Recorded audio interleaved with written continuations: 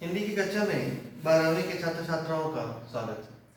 जैसा कि आप लोग जानते हैं कि पिछले दिन हम लोगों ने पढ़ा था कि किस प्रकार जब मेघनाथ का बाण लक्ष्मण को लग जाता है और वो मूर्छित हो जाते हैं। इसका शीर्षक भी आप लोग देखिए, राम लक्ष्मण मूर्छा और राम का विलाप, यानी राम का प्रलाप करना, रोना, दुखी होना। यानी यहाँ पे राम कहीं भी आपको ईश्वर की तरह नहीं प्रतीत होंगे। यहाँ उनके मनुष्य रूप को ही दिखाने का प्रयास किया गया है। तो उसके बाद क्या होता है, वहां से पिछले दिन हम लोगों ने पढ़ा था, जो हनुमान जी हैं वो संजीवनी बूटी के लिए जाते हैं, सुसेन वैद्य को लंका से लेकर आते हैं। उसके बाद जब बूटी लेकर आने के क्रम में क्या होता है, उस प्रसंग का यहाँ पे उल्लेख नहीं है, बस घटनाएं हैं वहां पर कि क्या होता है। भरत जब देखते हैं कि एक व्यक्ति जो है, हनुमान जी जो है वो पूरा पहाड़ उठाए हुए जा रहे हैं और उसी दिशा में जा रहे हैं जिस दिशा में उनके बड़े भैया राम और उनके छोटे भाई लक्ष्मण गए हुए हैं, तो वो चिंतित हो जाते हैं और बाण चलाते हैं। वहां हनुमान का नीचे की तरफ गिरना, उसके बाद गिरने के बाद दोनों का मिलाप होना, दोनों का एक दूसरे के बारे में जानना, एक दूसरे की प्रशंसा करना है और दोनों का एक दूसरे के मन में जो राम के प्रति जो अपार श्रद्धा है, अपार भक्ति है, उसके बारे में जानकारी प्राप्त करना। तो इन सारे प्रसंगों पर पूर्व की कक्षा में उन्होंने चर्चा कर ली थी, यानी जो पूर्व में काव्यांश में जिस पे चर्चा हुई थी। उसके बाद आज जिस काव्यांश में मैं चर्चा करूंगा, दूसरा जो है लक्ष्मण मूर्छा और राम का विलाप, वहां क्या कहते हैं कवि, वहां राम लक्ष्मण ही निहारे, माने वहां पर राम क्या है, लक्ष्मण को बार बार देख रहे हैं, निहार रहे हैं। बोले वचन मनुज अनुसारी, जो प्रसंग का भी मैंने अभी थोड़ी देर पहले आप लोगों के सामने चर्चा की कि मनुज के समान ही, जैसे सामान्य मनुष्य जैसे बातचीत करते हैं, जिस प्रकार रोते हैं, बिलखते हैं, उसी प्रकार राम भी यहाँ पर प्रलाप कर रहे हैं, रो रहे हैं।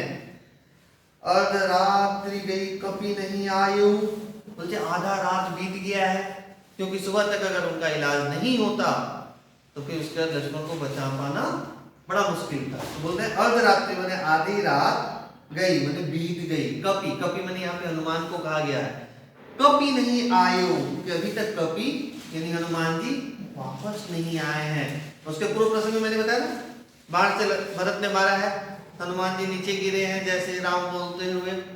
ये सारे प्रसंग आप लोगों ने हो सकता है कि देख भी लिया हो रामायण में। राम उठाई अनुज उरलायो, उसका राम क्या कर रहे हैं, अपने भाई लक्ष्मण को उठाते हैं और अपने सीने से बार बार लगा ले रहे हैं। ये क्या है, ये आम आदमी, एक सामान्य आदमी जिस प्रकार विलाप करता है, रोता है या दुखी होता है, उसी तरह की सारे हाव भाव राम के चरित्र में देखने को यहाँ पर मिल रहा है। सकहुन दुखित देख मोहिकाओ, सकहुन दुखित देख मोहिकाओ, मुझे कभी क्या है, लक्ष्मण कभी भी मैंने क्या होता था, राम की तो सेवा करते रहते थे, कभी भी वह उनको दुखी नहीं देख सकते थे, उनको उदास नहीं देख सकते थे। वही कहते सकहुन दुखित देख मोहिकाओ, बंधु सदा तव मृदुल स्वभाव, हमेशा एक दोस्त की तरह, मित्र की तरह, बंधु, मृदुल माने मधुर स्वभाव। माने क्या होता था, कहीं भी वह राम जब भी किसी कार्य को करने जाते थे या राम से पहले ही लक्ष्मण क्या हो जाता था, सामने आ जाते थे और राम के साथ जो उनका मधुर व्यवहार था, जैसे क्या होता, बहुत जब वो आवेश में आ जाते थे, क्रोधित हो जाते थे जब लक्ष्मण, और जैसे ही राम उनसे कुछ कहते थे तो उनको क्या होते थे, शांत हो जाते थे। वो कहते थे एक बार उस कार्य को लेकर, जिस कार्य को करना चाहते थे या जिसको कार्य को लेकर आवेशित हो गए थे, लेकिन राम की बातें सुनने के बाद वो एक शांत स्वभाव हो जाते थे। यानी कभी भी उन्होंने राम के प्रति उग्र स्वभाव या क्रोध नहीं व्यक्त किया था। कई ऐसी घटनाएं हैं जहां पे लक्ष्मण की आंखों से आंसू बह रहे हैं, राम की उस कार्य को लेकर वो विचलित है, जैसे माता सीता का त्याग करना, लव कुश का बताने के बाद भी अपना परिचय कहना कि नहीं आप लोग मेरे ही पुत्र हो, यह प्रमाणित करो। ऐसे बहुत सारे प्रसंग हैं। सीता की जब अग्नि परीक्षा ली जाती है उस समय भी लक्ष्मण विचलित हो जाते हैं। कई ऐसे प्रसंग आएंगे जहां पर आपको देखकर स्पष्ट हो जाएगा लेकिन कहीं भी उन्होंने राम का विरोध नहीं किया, राम के साथ बुरा व्यवहार या आचरण नहीं किया था। वही बोले बंधु सदा तव मृदुल स्वभाव, स्वभाव माने स्वभाव, आचरण, व्यवहार। मम हित लागी तजहु पितु माता, मम हित यानी मेरे हित के लिए, मेरे भलाई के लिए। लक्ष्मण ने क्या किया था, जैसे उन्होंने सुना कि माता सीता, क्या उन्होंने सुना कि माता सीता और राम जो है वनवास जा रहे हैं, 14 वर्ष के लिए उन्हें वन दे दिया गया है, वह तुरंत क्या करते हैं, अपने माता पिता का त्याग कर देते।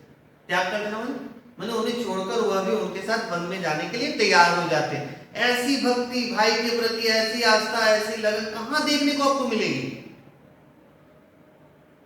वही राम उन सारी घटनाओं को याद कर रहे हैं और ज्यादा दुखी हो रहे हैं, प्रलाप कर रहे हैं। क्या बोले, मम हित लागी तजहु पितु माता, कि मेरे भलाई के लिए, मेरे कल्याण के लिए उन्होंने अपने माता पिता तक का त्याग कर दिया और मेरे साथ वन में आ गए। दिन रात मेरी सेवा की, मेरी वंदना की। क्या कहते हैं, सहयु विपिन हिम आतप बाता, सहयु माने सहा, विपिन यहाँ जो है उसका अर्थ है जंगल, वन। बोले हिम बर्फ, आतप, आता माने जो भी गर्मी, झड़, आंधी तूफान जो भी आया, जंगल के जो भी दुख थे, तकलीफ थे, कष्ट थे, सभी को उसने मेरे साथ सहा है। यानी बंधु मुझे मिला था, वनवास में जाने के लिए आदेश जो हुआ था तो मेरे लिए हुआ था। बावजूद उसने राजमहल का सुख छोड़कर, माता पिता का स्नेह छोड़कर मेरे साथ ही जंगल में बिताने के लिए सोचा और मेरे साथ ही जंगल के सारे कष्टों को सहा। तो ये था आपका दूसरे काव्यांश की जो व्याख्या है, उसके बारे में मैंने आप लोगों से भी चर्चा की।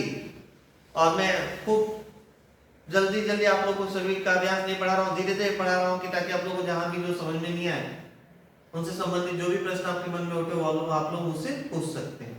धन्यवाद।